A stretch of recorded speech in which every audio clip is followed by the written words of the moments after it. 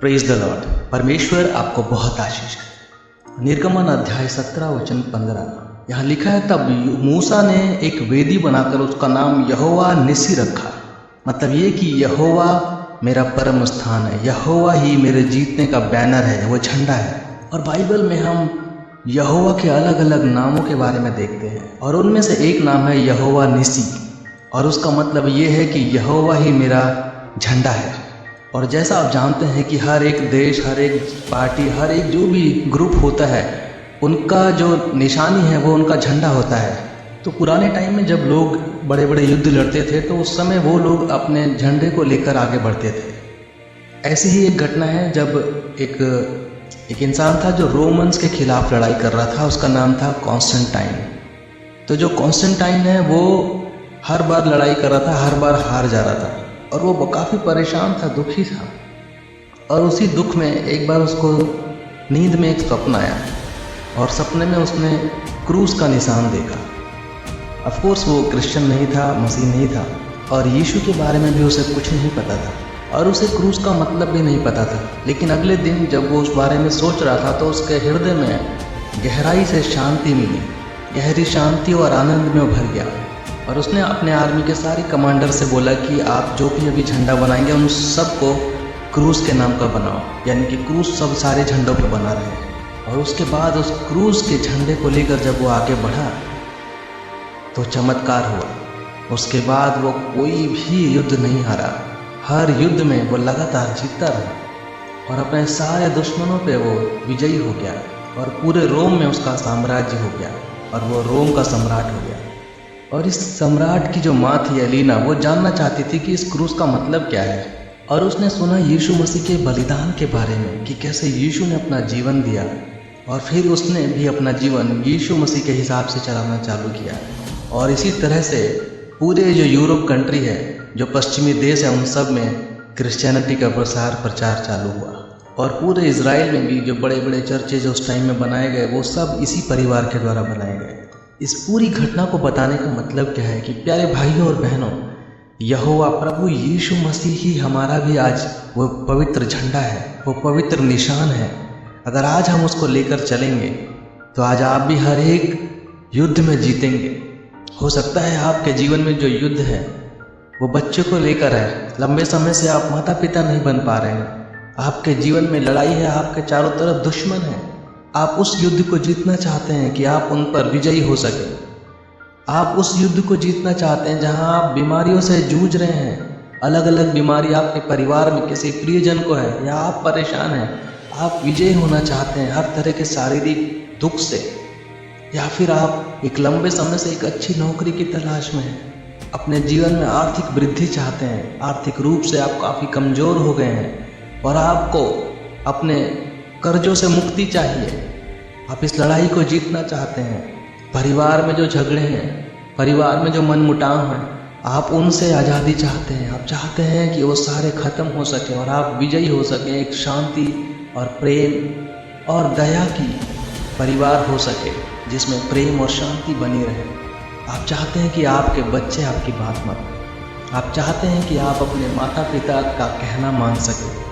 आप ऐसी लड़ाई लड़ रहे हैं जिसमें आप सोच रहे हैं कि कैसे दुष्ट आत्माएं आपसे दूर रहें, कैसे दुष्ट लोग आपसे दूर रहें, कैसे आप अच्छे लोगों की संगति में रह सकें, कैसे आप नशे की सारी चीज़ें, चाहे वो दारू हो, शराब हो या बीड़ी हो या तंबाकू है या सिगरेट है, इस तरह की व्याभिचार, इन सारी बुरी चीज़ों को आप त्यागना चाहते हैं। लेकिन आप इस लड़ाई में हार रहे हैं और आप हताश हैं, इन सारी चीज़ों को लेके दुखी हैं कि कैसे इन सब चीज़ों से मैं ऊपर निकलूं या निकलूंगी, कैसे मैं माँ या पिता बनूंगी, कैसे मैं अपने दुश्मनों पे विजय पाऊँ, कैसे मैं अपने ऑफिस में तरक्की करूँ, कैसे मेरा बिजनेस सही चले, कैसे मेरे परिवार में मेरी प्रतिष्ठा फिर से स्थापित हो, कैसे मेरे परिवार में फिर से शांति और प्रेम और आनंद ही आनंद रहे, कैसे मेरे बच्चे सही रास्ते पे चले, कैसे मेरे परिवार से सारी बुराइयां दूर हो, सारी दुष्ट आत्माएं और दुष्ट लोग हमसे दूर रहें, कैसे हम लगातार विजयी रहें, कैसे दूसरों के लिए भी हम उद्धार का कारण बन सकें। इन सारी चीज़ों के बारे में और भी बहुत सारी चीज़ें जो आपके हृदय में इस समय है। आप दुखी हैं बहुत ज़्यादा, एक लंबे समय से आप इंतजार कर रहे हैं लेकिन आप जीत नहीं पा रहे। आपके हृदय की पीड़ा और दुख वो लगातार कम नहीं हो रहा है। आप सोच रहे हैं कि कैसे जीतूं, बिल्कुल उसी राजा की तरह। और फिर उसे मिला क्रूस का निशान। प्यारे भाइयों और बहनों, वो क्रूस जो उस समय एक ऐसे व्यक्ति को विजय दिला दिया जो जानता भी नहीं था क्रिश्चियनिटी के बारे में, न मसीह के बारे में। सोचिए आपके लिए कितना इम्पोर्टेंट है वो।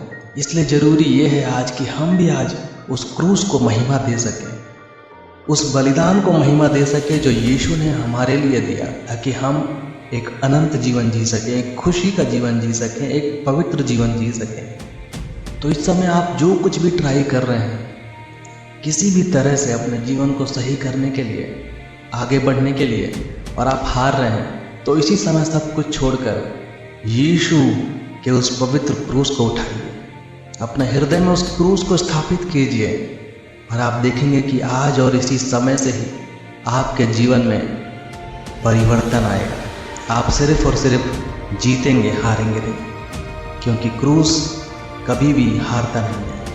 यीशु कभी हारता नहीं है। कोई ऐसा चमत्कार नहीं जो यीशु ना कर सके। उसने इधर बोला और उधर चमत्कार हो गया।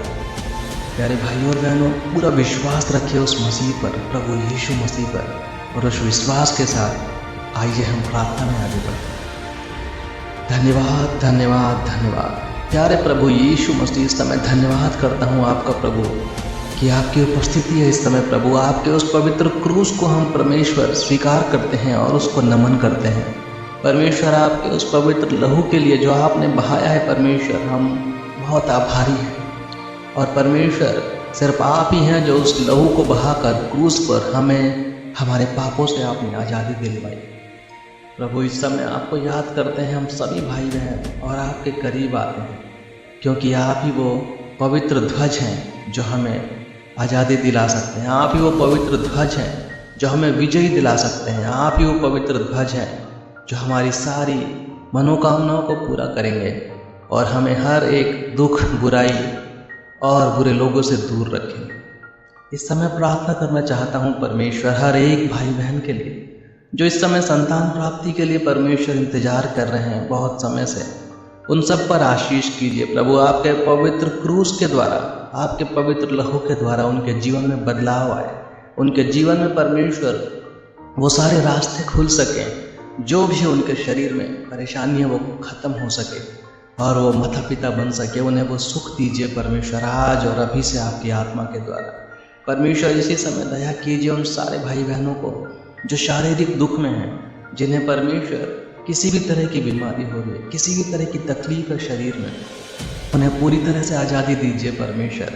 उनके शरीर को परमेश्वर चंगा कर दीजिए अपने पवित्र आत्मा के द्वारा, यीशु के उस पवित्र ध्वज के द्वारा, उस क्रूस के पवित्र ध्वज के द्वारा आज वो पूरी तरह से चंगाई पा सके। धन्यवाद, हालेलुया। परमेश्वर इसी समय दया कीजिए उन सारे भाई बहनों को जो गहरी परेशानी में है परमेश्वर, उनके दिल में बहुत दुख है, दुख से परमेश्वर वो करा रहे हैं, उनके मन में बहुत लंबे समय से परमेश्वर दुख है जो निकल नहीं रहा है परमेश्वर। लेकिन आपका पवित्र प्रेम सारे दुखों को धो सकता है प्रभु। उन सारे भाई बहनों के हृदय को छूइए आज और उन्हें सारे दुख से आज़ाद कर दीजिए। उन्हें पूरे दुख से परमेश्वर इस समय दूर कीजिए कि उनका हृदय इस समय निर्मल हो सके, साफ हो सके और प्रेम में आ सके। उन सभी भाई बहनों को परमेश्वर जो दुख में है, डिप्रेशन में है, उन्हें आज़ाद कीजिए अपने पवित्र क्रूस के ध्वज के द्वारा। परमेश्वर मदद कीजिए उन सारे भाई बहनों को जो लोग परमेश्वर नौकरी की तलाश में हैं, जो अपने कामों में तरक्की चाहते हैं, उन सबको परमेश्वर आशीष कीजिए। आपका पवित्र ध्वज उनके हृदय में रहे और जहाँ भी वो हाथ रखे, जहाँ पैर रखे परमेश्वर, वहाँ उन्हें विजय ही विजय मिले। सबको आशीष कीजिए प्रभु।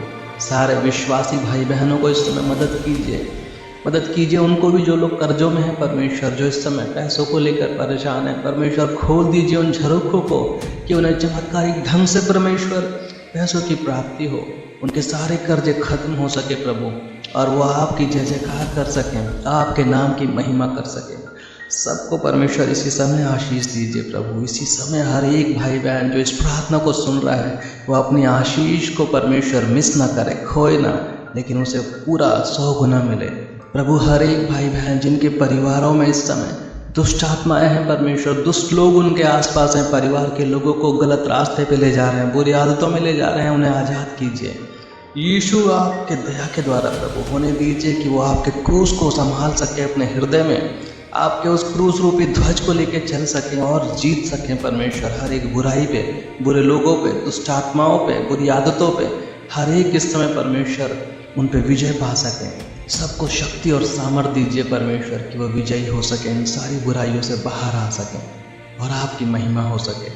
प्रभु शक्ति दीजिए उन सारे परिवारों को जिनमें लड़ाइयाँ हो रहे हैं, जिनमें झगड़े हो रहे हैं, जिनमें मनमुटाव हो रहे हैं, जिसमें लोग अलगाव की तरफ जा रहे हैं। प्रभु होने दीजिए कि आपके उस पवित्र ध्वज को आज वो उठाएं अपने हृदय में और विजय पा सकें परमेश्वर। विजय पा सकें उन मनमुटाव की बुरी आत्मा पे, विजय पा सकें उन दुष्ट आत्माओं पे जो उन्हें अलग कर रहे हैं, उन दुष्ट आत्माओं पे विजय पा सकें, उन दुष्ट लोगों पे जो उनके बीच में झगड़े करवा रहे हैं। प्रभु आप उनके मध्य में रहिए, आपका प्रेम निरंतर बहता है उन परिवारों में और उनके बीच में परमेश्वर। दया कर दीजिए इस समय कि परिवार एक हो सके और उन पर दया हो सके। प्रभु हर एक भाई बहन जो इस प्रार्थना को इस समय सुन रहा है, उन्हें 100% दीजिए परमेश्वर, जो वो चाहते हैं उनकी इच्छा पूरी हो और सारे दुख, सारी परेशानी, सारी तकलीफ किसी भी तरह की है, हृदय में हो या शरीर में हो या बाहर हो, वो सब दूर हो सके और वो पूरी तरह से आपके उस पवित्र क्रूस के ध्वज को लेकर चल सके, ताकि हमेशा विजय ही प्राप्त हो उन्हें। धन्यवाद परमेश्वर कि आपने इस प्रार्थना को सुना है और धन्यवाद कि आपकी उपस्थिति है प्रभु। सब पर अपनी नज़र और अपना हाथ रखिए प्रभु। ये प्रार्थना यीशु के पवित्र नाम से करता हूँ, आमीन।